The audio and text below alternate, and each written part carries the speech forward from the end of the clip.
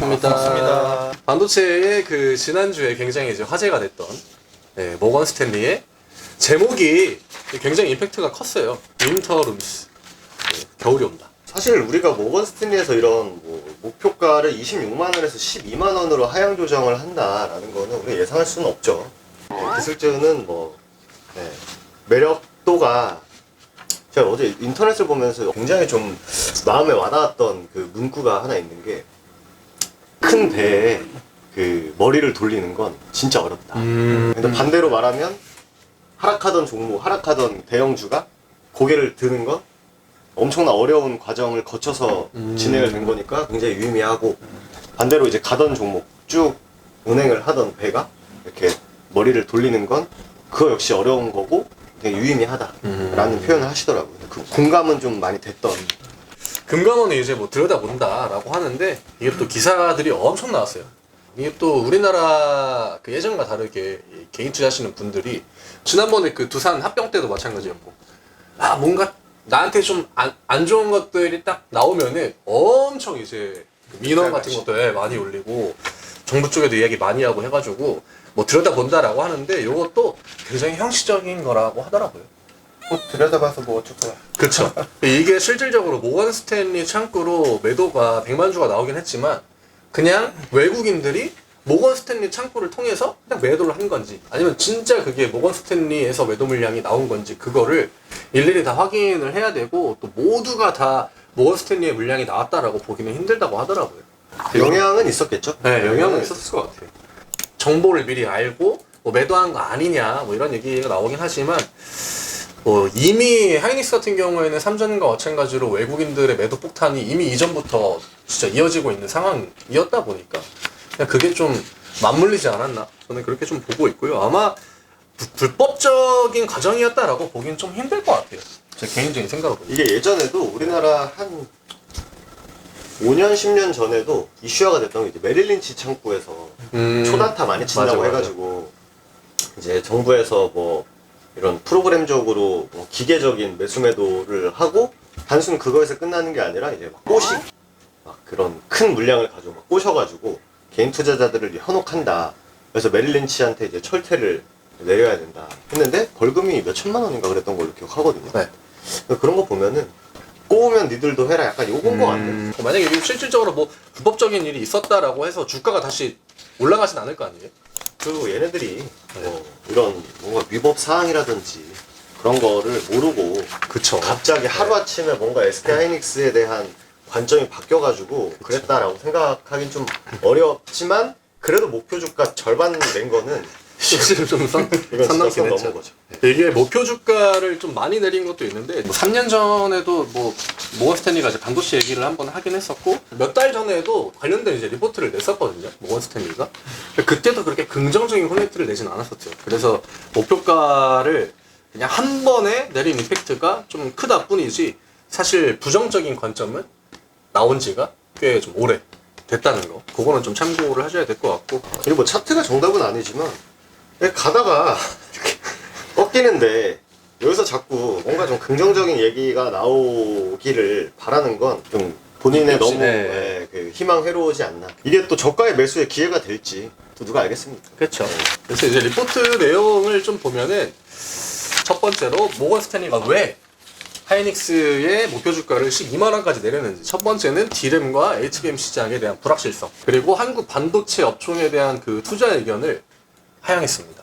우리나라가 지금 실질적으로 반도체가 그 파운드리, 그 TSMC가 이번에 발표한 거는 우리가 앞으로 진짜 몇 년은 그냥 먹고 간다라는 발언을 굉장히 쉽게 하고 있거든요.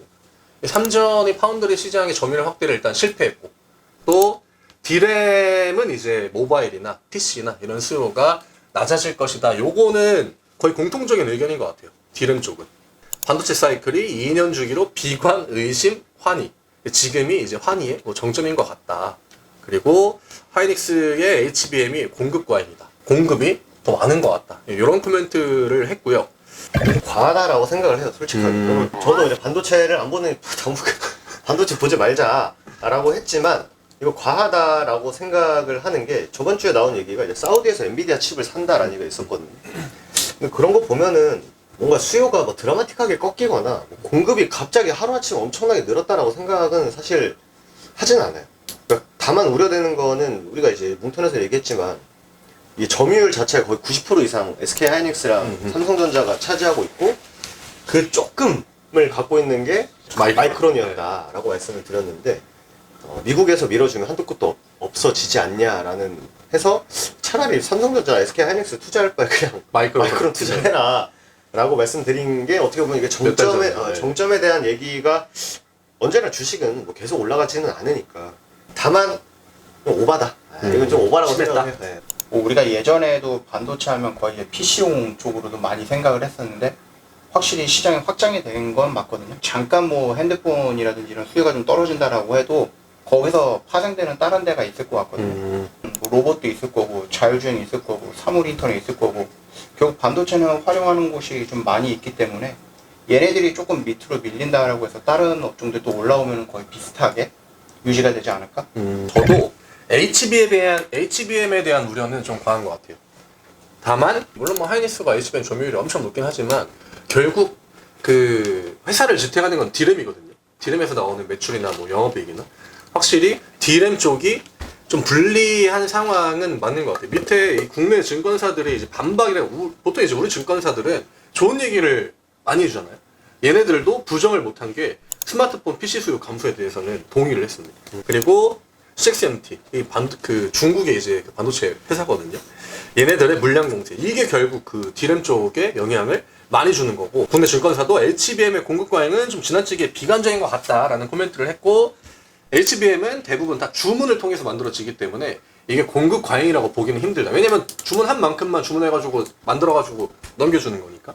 지난번에 이제 하이닉스랑 삼전이 둘 다 25년 HBM 주문 물량 다 이제 완판됐다. 공급 과잉으로 이어질 확률은 좀 적다. 그리고 뭐 키움증권은 투자 등급을 매수로 상향하고 주가 하락이 매수의 기회다. 요거는 뭐 그냥 주관적인 판단인 것 같고 이 뒤에 맨 뒤에 보시면 중국 반도체 이야기. 저는 이게 핵심이라고 봐요.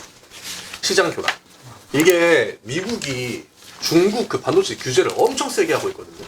이 상황에서 중국도 반도체도 계속 규제당하니까 그 나노 이제 좀 작은 단위의 그 미세 반도체 같은 경우에는 아직 기술이 안 되잖아요. 그래서 자체적으로 투자를 그냥 굉장히 많이 하고 있는데 우리나라에서는 매번 이제 중국 반도체 투자한 거 죄다 망했다, 반도체 기업들 다 문 닫았다라고 했지만 저는 무시할 정도는 아닌 것 같아요.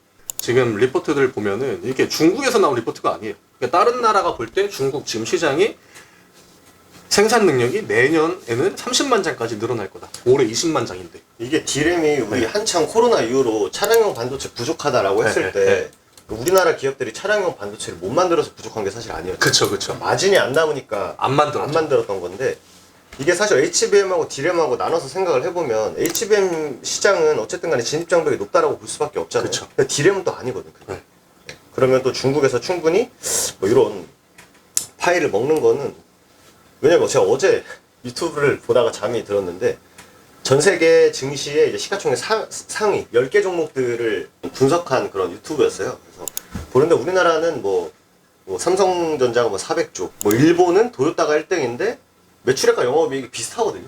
보니까 현대 기아랑 합친 거 해보면 근데 4배 이상 차이 나요. 그러니까 코리아 디스카운트가 명확하다라는 것들을 보여주고 그리고 중국이 굉장히 좀 재밌었는데 상위 10개의 그 시가총액 종목 중에 1위가 텐센트였어요. 그리고 5개 정도가 당국에서 영향을 주는 기업들이 다른 나라들은 거의 없는데 중국은 5개가 있더라고요. 나라의 관리를 받는. 네. 근데 이것도 중국이 어쨌든 간에 지금은 G2지만 개발도상국에 대한 지위를 갖고 있대요. 현재는 선진국으로 표현 안 한다고 하더라고요.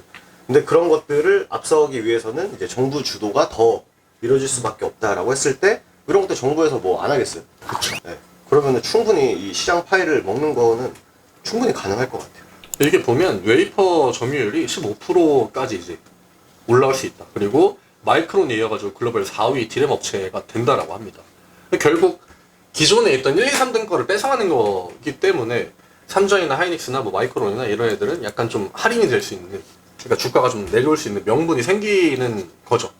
그리고 DDR5랑 그 LP DDR5까지 확장될 수 있다. 그러니까 기술이 올라가는 속도가 생각보다 빠르다라는 거. 지금 HBM도 2까지 이제 대량 양산을 시작한다라고 합니다. 그러니까 더 이상 허접한 반도체만 만들어가지고 그걸로 돈 버는 게 아니라 경계 라인이라고 생각했던 그 구간을 넘어오기 시작한다는 거죠. 그리고 중국 같은 경우엔 워낙에 이제 미국한테 치이고 여기 치이고 저기 치이고 막 유럽에 치이고 이러다 보니까 이거를 지금 안 하면은 못 따라가면은 나중에 막힐 거 아니에요?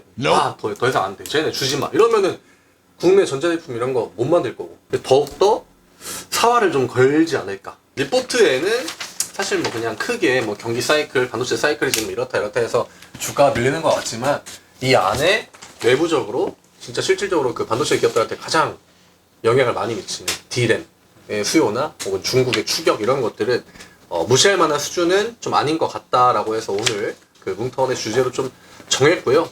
어찌됐든 반도체가 지금 굉장히 좀 안 좋은 그 주가 움직임을 보여주고 있는데 이게 또 24년에 우리나라 시장 올라간 거 기억나는 거 저는 하이닉스 하나밖에 없거든요. 그 와중에 이런 것들이 이어지다 보니까 확실히 좀 내부적으로 불안이나 우려감이나 또 충격이 더 크게 다가오지 않나 좀 생각이 이번 들고 영상 요약을 하면 12만 오면 사자. 여기까지 할까요? 네.